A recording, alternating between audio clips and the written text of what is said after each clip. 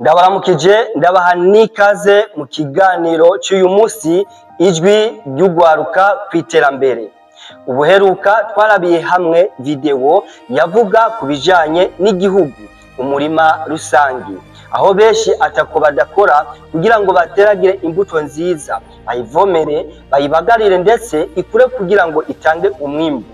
Ariko ku rundi ruhande hakaza abandi babiba ugwafu ndetse n'ugwiri kugira ngo bize binyohe ya mbuto, kaca usanga iterambere rigenda riradindira. Uyu munsi harageze ko ugwaruka bishobora kwiyumvikwiye gushigwa mu ngiro ndetse tukabiharanira no gushika ku mwimbu tuba twifuza. Benshi ntabwo bakunda ibi biganiro kubera yuko bamwe uba ubasanga mu makomedi cyangwa ubasanga mu bindi biganiro bitagira iby'akamaro, byarirengagijwe ndetse hitabwa ko ibitari iby'umumaro. Mu ntango turiko turiga ivyigwa bya development communautaire, ntabwo byari bisigurise kubera yuko bamwe baribaza ngo mbega amaposta tuzokokipa na yahe, ndetse nta nubwo byari byoroshe yuko dutorerwa izina kubera yuko rimwe na rimwe abo bantu bize ivyo bintu usanga bafise bagaje nini, mugabo rimwe na rimwe usanga abatariko barikoresha bataratahura mbega development communautaire ivyigwa nize shobora kubishira hehe ndetse no kubivyaza umusaruro. Umunsi tugiye kurabira hamwe ikiganiro cofasha abarongozi entreprise, abarongozi b'igihugu cyangwa abarongozi b'amakoperative. Ntabwo vyoroshe gutera uja imbere, ariko birashoboka mu gihe ubikoranye discipline. Keshi iyo bavuze discipline umuntu rimwe na rimwe yumva ko umugaye, mugabo nagenda kubwize ukuri mu bijanye n'iterambere. Nimba udafise discipline, uko wambara, uko ufungura, mu ngendo, uko uvugisha abantu, bizokugora rwose gushika kuvyo uba ukeneye. Umuntu ku giti ciwe afise ibikorwa byinshi rwose byo kurangura. Ni nko muri entreprise canke ni nk'igihugu naco nyene gifise ibikorwa byinshi. None ni yihe strategy igihugu cokoresha canke amakoperative y'ugwaruka yishize hamwe cyangwa entreprise vyokoresha? Aha mvuga muri rusangi kugira ngo umwe wese muri domaine na poste arimwo ashobore kuba yocaguramwo ivyo mugirira umumaro. Iyi si AI ahubwo n'ivyumviro tuba dukura kuri tere kandi tugenda turabona buri munsi. Reka mere kuri guverinema ishiraho integuro, ariko kandi umwe wese muri ajejwe guhera kuri nyumba kumi kugira kuri ministre ndetse na president akamenya guharanira no gushira mu ngiro ibiba byone. Ni gute twisanga mu bikorwa bigenda bidaheze, ibindi ntibikurikiranwe, ibindi bigahomba, byaba ibikorwa byitwa ivya leta canke ibindi bikorwa? Mbega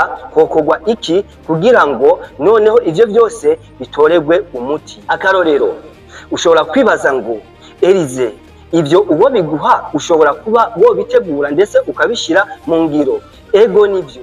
Ni gute none vyogenda? Akarorero, jewe nk'uwombarira ati tegura iki gikorwa mu bijanye n'ibintu vyo kwiyunguruza. Ni gute abari mu gisata cyo kwiyunguruza bato kwiyumvira ko boshira muri budget ya leta amahera runaka kugira ngo hagugwe amabisi? Muri ico gihe ayo mabisi araheza akaba priorize mu kunwa igitoro, noneho amabisi akagabanywa mu maprovince atandukanye kugira ngo abagenzi canke abene gihugu boroherwe mu kwiyunguruza. Ariko rimwe na rimwe habayeho umwe wese afise imodoka, araza kuwe bahaye ico gisata, noheza nkazana umugambi wo kugura amabisi, kandi amabisi yegamiye kuri leta mu gihe hoba hatanzwe recruitment ko ataba bosi bogiranira amasezerano na leta kugira ngo abo babosi baze barapriorizwa mu kunywesha igitoro, noneho abagenzi bagende ku mwanya ndetse bakorere ku biciro by'igitoro biba bihari. Kubera yuko twebwe ntabwo dukeneye ko igitoro cyaduze cyangwa cyamanutse, ntabwo dukeneye ko itike yaduze cyangwa yamanutse, ahubwo ico dukeneye nuko ibintu biba ku murongo. Nimba kuva iBujumbura kujya mu Kayanza shobora gutanga ibihumbi 30, ariko nka kora depart ku mwanya nkashikira ku mwanya, ivyo vyoba byiza. Muri ico gihe ayo mashira hamwe canke ivyo bikorwa vya leta byohezwa bigakorerwa suivi, noneho igihugu kikabandanya cyorohereza umuntu umwene gihugu kugira ngo rovyenetre ibandanye imera neza. Bya bintu byo kuvuga ngo igitoro ni gikenya cabuze, wewe nimba uzi neza ko ufise imodoka igitoro kikaba cyakoze rotare gushika kugira ngo buri umwe wese anyweshe kandi ibirenze ndetse nibisigara, muri ico gihe hoca hapriorizwa imodoka rusangi ndetse zikabasha gushikana abagenzi aho baja. Ivyo nuko no bitorera umuti.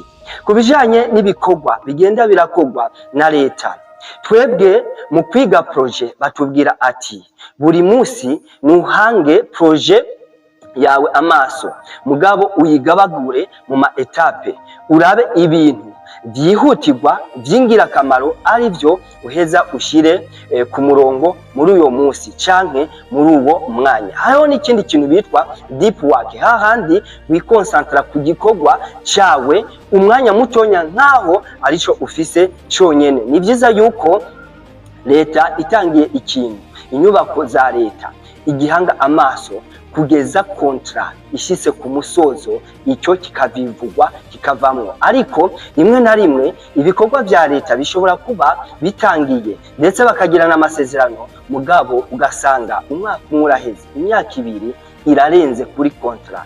Rimwe na rimwe haca hasigara hibazwa babandi basesa nkuyoze bavuga iki ntabwo cyagenze neza, kiriya nticyagenze neza, iki cyari kugenda uku. Kubera akarorero, nimba havuzwe ati tugire twubake urugomero runaka, leta ni kuruhanga amaso kugeza urwo rugomero ruvuyemo nkaho umenga nta bindi bikorwa ifise, kubera yuko ndazi neza ko hariho ibikorwa leta ihanga amaso: umutekano, ubuzima bw'abantu, kwiga. Ivyo ndazi ko mu bihanze amaso kandi turabibashimira. Ariko kandi iyo mutangije ibikorwa nabyo ni mu bihange amaso. Nimba ari ibarabara, reba yuko kontra yaheze ikiringo mwavuganye, nimba uwo muntu atarakimara hafatwe izindi ngingo. Navyo kuvuga ngo isoko ryafashe uyu, isoko ryafashe uyu, no. Nimba ari mu bijanye n'uburimi, tukikonsantra ku bijanye n'ingeri, reba yuko umwene gihugu wese yarose ingeri,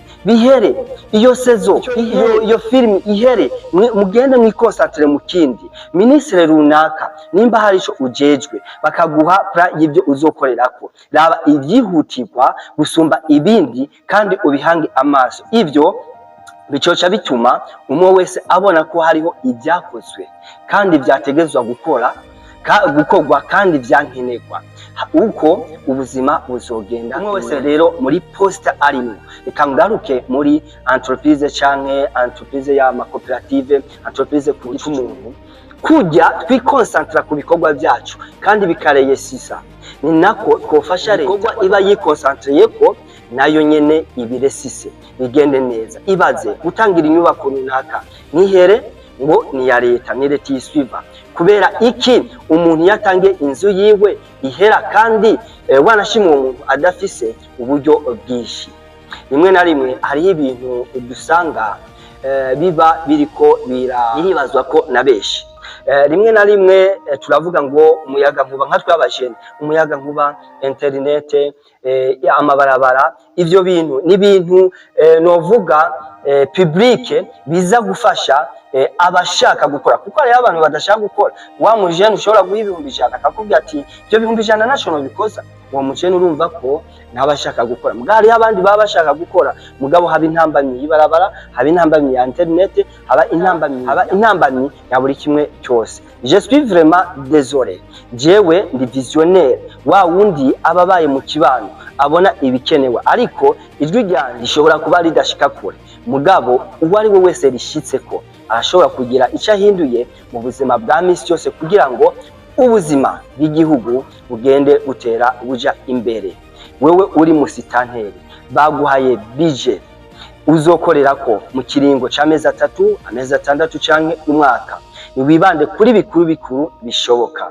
Hariho n'ikindi tuzorabira hamwe, ni gute mu by'ukuri ugwaruka nyamwishi ko kuguruka tukakora imigambi tukiteza imbere kugira ngo ubuzima bubandanye. Nabashimire ndabakengurukire mwebwe mudahengeshanya no kunkurikirana. Ibyiyumviro turabifise, mutwiyegereze tubegere hagufi, tuzobibabwira kubera yuko tufite ama experience y'ubuzima tugenda turahuramo. Mwaratwigishije byaraheze, ubu turiko turaraba ibyo mwatwigishije ko bishoboka, ariko kandi dushobora no kuba twokwegera abandi tukabamobiliza guhindura ibyiyumviro, gushyira mu ngiro ibyo bize, ndetse tukagera kure. Nkuko bimenyerewe kuri micro, Elise Venal, jeune entrepreneur engagé, coach en développement personnel et communautaire. N'allez ni à gauche ni à droite, à l'orientement jusqu'au rendement. Merci beaucoup.